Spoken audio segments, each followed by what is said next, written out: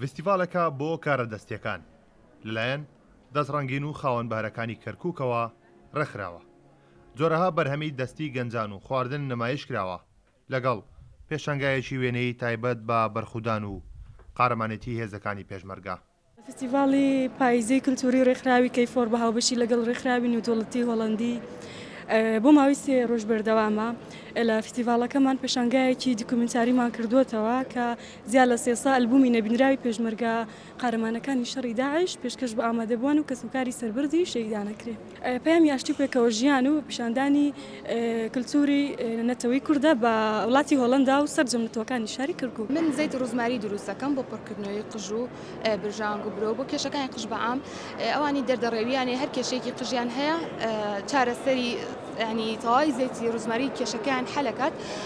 من تقریبی لە زۆر بیرم لەم ئیشە کردوتەوە بەڵام چۆن بڵێ تقریبا لە مانگی حوتەوە دەستم پێکرد ینی ئیشەکە بەردەوام بم لەسەری جارێ خەڵکووە نەمناسێ بەڵام بەشداریەکەم لە فستیڤاڵەکان هەتا زیاتر ئیشەکەم بناسرێت.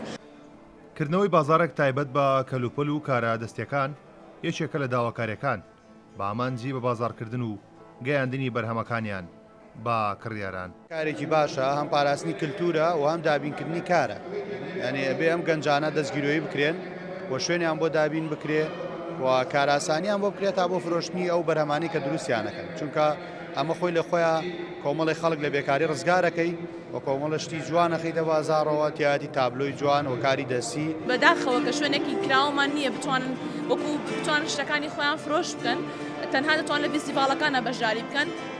بە دڵنیاییەوە زۆر گرنگە کە بتوانن شوێنێکیان بۆ دابین کرێوەکو بازارێکی کراوە بێ کە بتوانن هەموو گەنجەکانی خۆمان ئەوانی کە خاوەنی هێزی توانە و تایبەتی خۆیان هەیە بتوان دەستی کارەکانیان شتەکانیان لەو بازارەدا پیشان بدەن و خەڵک بتوانێت کڕیاریان بێت. فستیڤاڵی پاییزە ساڵانە دەرفەت بە گەنجانی کەرکووک دەدات بۆ دەرخستن و پیشاندانی تواناکانیان تاوەکو بتوانن سوود بە خۆیان و چواردەوریشیان بگەێنن.